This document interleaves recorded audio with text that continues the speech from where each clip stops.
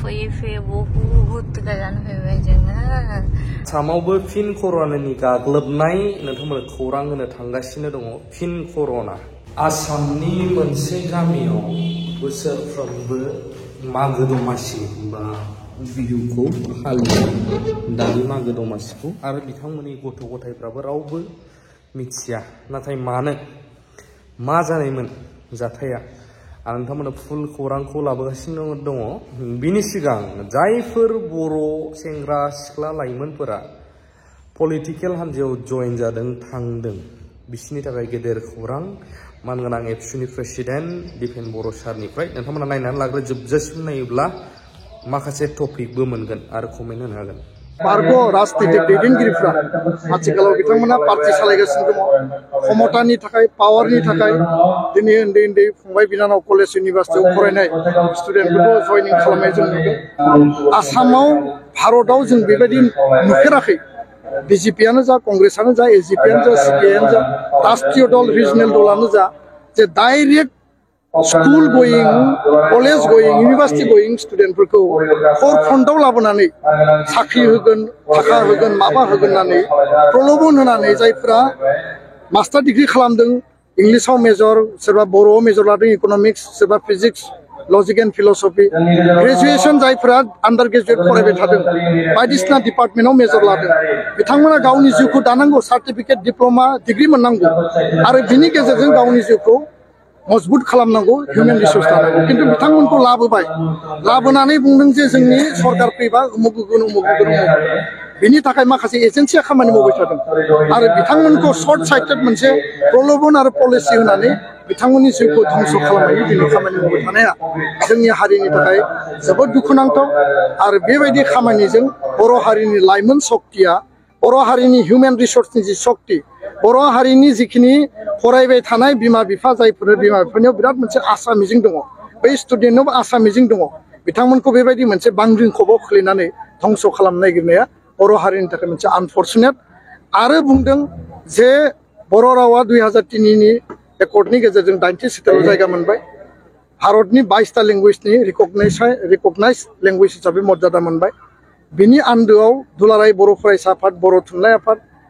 आरो बै समनि बिएलटिनि दैदेनगिरिफ्रा जयै खामानि मावदों आरो बे खामानि मावनायनि थाखाय माखासे भारत सरकार लेभेलनि जायफोर बेक्तिया मदद होबाय बिनि थाखायसो बे मर्यादाखौ जों मोनदों खिन्थु दिनै बुंनो नागिरो जे दुलाराय बर' फरायसा आफादा बेखौ माने सेकेन्ड लेंगुवेज थार्ड लेंगुवेजसो खालामनानै दोननो नागिरदों जाय बेक्तिया बुंदों बिथाङा राव आरो मिडियामनि सायाव बेसेबां कनसियास नंगौ बिथाङा नेतृत्व होदों सरकारबो सालायदोंमोन किन्तु राजनीतिक क्षमता लाबालानि थाखाय जि खोथा बुंदों भारतनि रिकगनाइज लेंगुवेज किन्तु 17 बोसोराव बिटिसिआव फार्स्ट लेंगुवेज हिसाबै मानो बेखौ रिकगनाइज होदिया बर'आ फार्स्ट लेंगुवेज सेकेन्ड एसामिस थार्डआव इंराजि बा अफिसियेल लेंगुवेज हिसाबै मानो रिकगनाइजेसन होदिया 2020 बिटिआर सुक्तिनि गेजेरजों आसामनि लोगो सरकारि राव हिसाबै रिकगनिसन मोनबाय आसाम आयेन आफादाव बाहायजाबाय जि 2020नि सिगाङाव जायाखैमोन बिनि उनाव आसाम आयेन आफादनि मोखाङाव गेटआव आसाम आयेन आफाद आसाम लेजिस्लेटिभ एसेम्बलि आसाम बिधान सभा लिरनाय जाबाय आरो बेजों दिनै आसामनि डिसि एसपि कर्ट कासारि जेरावबो बर' रावा दिनै बाहायजागासिनो दं आसामाव सरकारि राव हिसाबै मर्यादा मोननाय हल अफ द स्टेट नट इन पार्टिकुलार साब डिभिजन नट इन पार्टिकुलार डिस्ट्रिक्ट बे बाथ्राखौ बिथाङा गनायो ना गनायाबा बे बाथ्राखौ बिथाङा मिथिना मिथिया बेखायनो बिथाङा जि मोनसे फेलार जादोंमोन रिकगनाइज लेंगुवेज हिसाबै बिथाङा गौरब खालामदों जोंबो गौरब खालामो किन्तु नोंथांनि सरकारनि समाव 17 बोसोराव बर' रावा आसामनि सरकारि राव हिसाबै मानो मर्यादा मोनदिया काउन्सिलनि मुरब्बी जानानै नोंथाङा मानो बै समाव मर्यादा होदिया आरो दिनै बुङो जे एबसुआ माने बिटिसि सुक्तियाव सापर्ट होआखैमोन बे एकर्डआव बिएलटिआ आर्म्स रेगुलेसननि मेइन टीम हिसाबै बिएलटिनि बारग' दैदेनगिरिफोरखौ जोङो मर्यादा होयो बिथांमोना जोंनि जोहोलाव किन्तु बाथ्राया जाहैबाय जे गणतान्त्रिक आन्दलन राजा लामा रेल लामा आन्दलनखौ नेतृत्व होनाय एकर्डनि एमअएसनिफ्राय लानानै गासै बै समनि एबसुनि दैदेनगिरि आरो दिल्लीयाव जाय पार्लियामेन्टारियान दंमोन सानसुमा खुंगुर बसुमतारी इउजि ब्रह्म आरो गोबां दैदेनगिरि बिथांमोननि इन्जिनियार एबसुनि इन्जिनियारनि थाखायसो दिनै बे एकर्डआ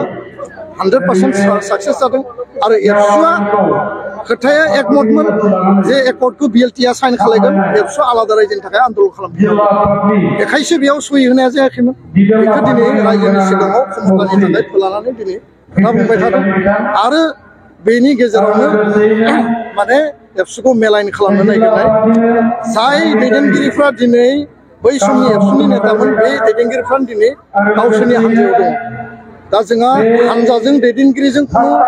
बे माने बेयाव कन्ट्राडिक्सन गैया खिन्थु खोथाखौ जिहेतु आसि दिन्थिनानै बुंदों जोंबो रिप्लाइ होनो बाध्य जादों दा बेखायनो बै दैदेनगिरिनियाव सों नोंथाङा जाय बै समनि एबसुनि दैदेनगिरिमोन नोंथांनि हान्जायाव जाय दङ बेयाव सों आरो बेखौ लानानै नोंथाङा स्पष्टीकरण होबानो जाबाय दा बेखायनो बेफोरबायदि खोथाफोरखौ बुंनानै समाजाव गाज्रि माने आबहावा लाबोनायनि थाखाय खामानि मावनाङा गोजोन आरो सान्थिनि गेजेरजों खौसेथिनि गेजेरजों बर' हारि दानायनि थाखाय बयबो खामानि माव बयखौबो जों आपिल खालामदों आरो जों रावबो नङा जों बयबो बिदा फंबाय जयै जोङो थांनानै थानांगोन हारिनि सार्थाव जों आवगायलांगोन नोंथांमोना खौरांखौ मोननो हाबाय आसामनिनो मोनसे गामियाव मानो बिहुखौ सेलिब्रेट खालामा बा मागो दमासिखौ मानो बिसोरो बिसिनि गथ'फ्राबो मिथिया बिथांमोननि माखासे खौरां नोंथांमोन होग्रोनो गोसो मानो होनब्ला बिथांमोननियाव एटेक जादोंमोन बै समावहाय नोंथांमोना नायनानै लागोनो हागोन बे खौरांखौहाय 98 চনত 13 জানুৱাৰীৰ নিশা সিদিনা মঙলবাৰ আছিল সিদিনা গধূলি প্ৰায় 8:30 মান বজাত উগ্ৰপন্থীয়ে আহি আমাৰ পৰিয়ালৰ 7জন মানুহক নিৰৱভাৱে হত্যা কৰিছিল গোটেই মিলি তিনিটা পৰিয়ালৰ 17জন মানুহ হত্যা কৰে তেতিয়াৰ পৰা আমি বিহু পালন নকৰো মেজি কি নাজানে আমাৰ ল'ৰা ছোৱালী বিহু কি একোৱে নাজানে আমি সমাধিত ছাতি বন্তি জ্বলা উৰি ৰাতিতে কটাই থাকোঁ আৰু লাৰু পিঠা একো নবনা আৰু আমাৰ ল'ৰা ছোৱালী বিহুৰ বিষয়ে একোৱে নাজানে दिपेन बर' सारनि बिबुंथिखौ नोंथांमोना खोनाबाय बेयावबो गोबाङा बुंदों जे खायफा कमेन्ट होनायखौ नुनो मोनदों माखासे लिडारफ्रा गाव गावनो बर' हारिनि फरायसाफोरनि थाखाय मावनो ओंखारनानै पलिटिक्सजों थाफायाबा अब्लासो बैसोर फरायसाफोरखौ बुंनो हागोन बा खुगा सिनो हागोन आरो पलिटिक्सआ गाव गावनि गोसोनिसो जायफ्रा फरायनो मोन्थाय मोनबाय होननानै थ' बेयाव रायजोआ मा कमेन्ट होनो सानो गावमोन फैदों बजार खालामहैग्रोनि र' थांग्रोनि दायो खौरां होबावना जों दायो सजाबो थांजायो खिन्थु बेजों सजा थांला दा फरे आरि मा होनो मार्केट ना जोंहाय हाबलांनानैहाय ओरै थांनांसै